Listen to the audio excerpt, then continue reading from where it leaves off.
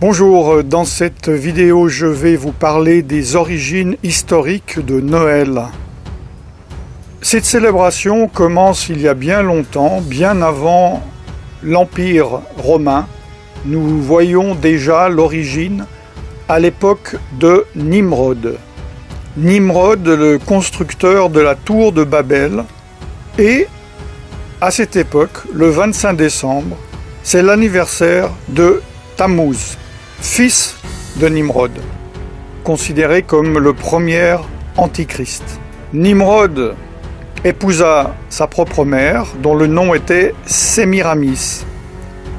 Après la mort de Nimrod, Sémiramis affirma qu'un conifère mature avait poussé en une nuit d'une souche d'arbre mort. À chaque anniversaire de sa naissance, elle affirmait que Nimrod visiterait l'arbre à feuilles persistantes et y laisserait des cadeaux. Le 25 décembre était donc cet anniversaire. Nimrod, donc, que l'on peut appeler également le Seigneur de Noël. En Égypte également, c'est la célébration du culte du dieu soleil, Ré ou Ra, et d'Osiris, dieu de la fertilité. En Perse, c'est le culte du dieu soleil Mitra. En Grèce, c'est le culte du dieu soleil Hélios et de Dionysos, également dieu de la fertilité et du vin. À Rome, bien avant la naissance de Jésus-Christ, c'est le culte du Sol Invictus, le soleil invaincu. Dans d'autres cultures païennes, le 25 décembre, qui correspond au solstice d'hiver, célèbre la naissance de dieux païens comme Attis, Bacchus, Dionysos, Hélios, Horus, Mithras, Nimrod, Perséus, Sol Invictus, Tammuz. Et finalement, cette nouvelle idole, ce nouveau dieu récupéré par l'Empire romain, Jésus, qui fut rajouté et assimilé à ces cultes païens. L'Empire romain, culture païenne par excellence, avec sa religion panthéiste, l'adoration de nombreux dieux, célébrait les Saturnales. Que sont les Saturnales? Voici ce que dit l'encyclopédie Britannica. Dans l'Empire romain, les Saturnales étaient une fête de divertissement et d'échange de cadeaux. Le 25 décembre était également vu comme l'anniversaire du dieu Mitra, le soleil vertueux. À la nouvelle année romaine, les maisons étaient décorées de verdure et de lumière. Ces Saturnales étaient en l'honneur du dieu Saturne. C'est une divinité, une des divinités romaines, et de peur d'être détrôné par l'un de ses enfants, il dévora chacun d'eux à leur naissance. Il préside la période qui précède le solstice d'hiver, celle donc des Saturnales. Pendant le reste de l'année, c'est un Deus Otiosus, un dieu en sommeil, dont la statue est liée par des bandelettes, dont on ne le libère qu'au moment des Saturnales. Il a été assimilé par les anciens au titan grec Chronos, le dieu du temps. Saturne est un impulseur de biens, aspect que l'on retrouve dans les réjouissances et les cadeaux des Saturnales, des fêtes de divertissement et d'échange de cadeaux. Ces Saturnales étaient considérées comme joyeuses, car elles étaient pratiquées dans l'ivrognerie et la débauche. À la nouvelle année romaine, les maisons étaient décorées de verdure et de lumière. La nouvelle religion romaine, fraîchement créée par l'empereur romain Constantin, a mélangé les pratiques et les croyances de la Bible avec celles occultes de son empire, et il a adopté et adapté cette fête païenne. Cela s'appelle le syncrétisme. On m'a demandé des faits. Ce que je viens vous dire sont des faits. Voici d'autres faits. Noël, par exemple, a été illégal aux États-Unis d'Amérique jusqu'au XIXe siècle, étant considéré comme elle est, c'est-à-dire une ancienne fête païenne. Vous pouvez voir sur le panneau en anglais que je traduis « Avertissement public », l'observation de Noël ayant été jugé comme un sacrilège, l'échange de cadeaux, de célébrations, l'habillement fin et d'autres pratiques sataniques similaires sont interdites.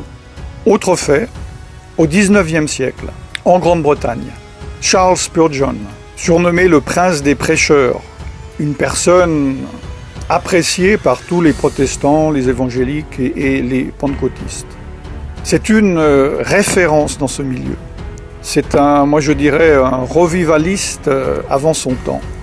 Il écrit « Ceux qui suivent la coutume de célébrer Noël ne suivent pas la Bible, mais des cérémonies païennes. » Autre fait, tous les historiens et les érudits de la Bible s'accordent à dire que Jésus n'a pas pu naître en décembre. Il faisait trop froid en hiver, pour différentes raisons que j'ai déjà données dans d'autres vidéos. Plusieurs supposent qu'il soit né au début d'automne. C'est la fin de l'année des récoltes, pendant la fête ordonnée par Dieu dans la Bible, nommée Sukkot, ou fête des tabernacles. La Bible est claire. Elle interdit la participation au culte païen, même si ceux-ci sont maquillés et décorés. Jérémie 10, 2 dit « N'apprenez point les façons de faire des païens. » Jésus lui-même a dit « Vous ignorez la loi de Dieu et observez la tradition des hommes. » Dans Marc chapitre 7, verset 8. Évidemment, un de mes versets favoris, « Mon peuple périt, faute de connaissance. » Osée chapitre 4, verset 6. Concernant certains aspects de Noël, prenons les décorations de Noël. Les décorations de Noël sont-ils dénuées de toute signification? Lesquels de ces symboles, à votre avis, sont païens? En fait, ils le sont tous. Par exemple, le hou est utilisé dans les rituels païens pour la fertilité. La décoration d'arbres est une tradition païenne de Babylone, puis de Rome, de l'Empire romain. Les cadeaux et les offrandes sont une tradition babylonienne. Le sapin est le symbole païen de la fertilité. Même les bûches de Noël, est une coutume païenne de sacrifice sur le bûcher. Venons-en au Père Noël, tellement aimé des petits et des grands. Le Père Noël est-il libre de toute religion?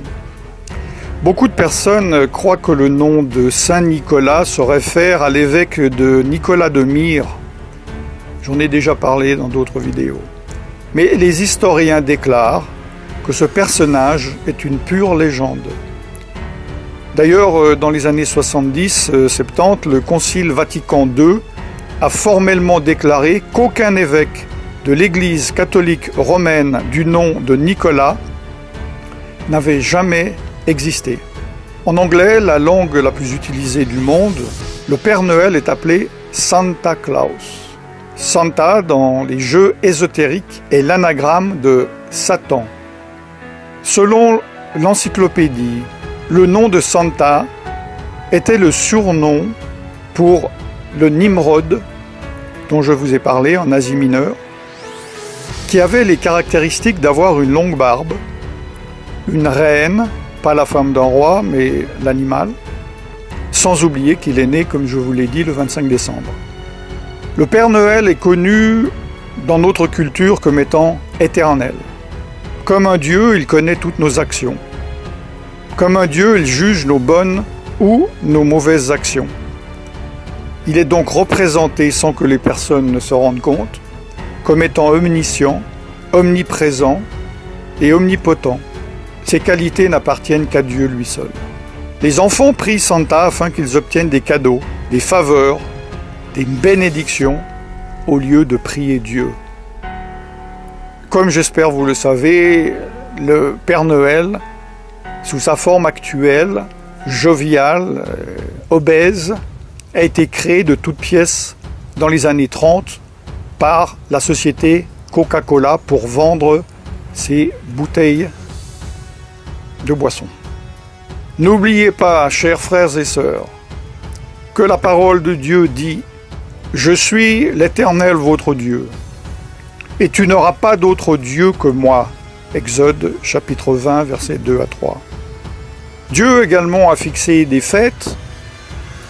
En tant que chrétien, vous pouvez très bien dire qu'elles ne sont pas applicables vu que vous êtes sous sous la nouvelle alliance.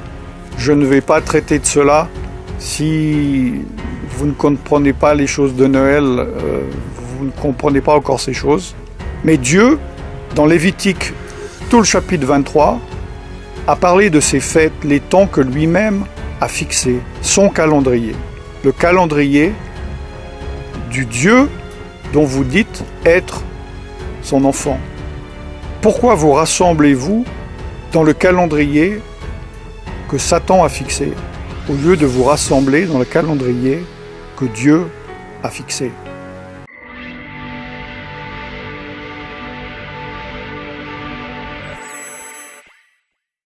Je vous laisse méditer là-dessus. À partir de ce jour, vous ne pourrez plus dire que vous ne saviez pas. Prenez vos responsabilités, priez et faites votre choix d'obéir à Dieu, de désobéir à Dieu, d'être bouillant, d'être froid ou d'être tiède. N'oubliez pas que Jésus vomira les tièdes de sa bouche. Je ne vous souhaite donc pas un joyeux Noël. Par contre, je vous bénis dans le nom tout-puissant de Yeshua Mashiach, Jésus-Christ de Nazareth, le Fils de Dieu, et je vous dis à très bientôt. Shalom.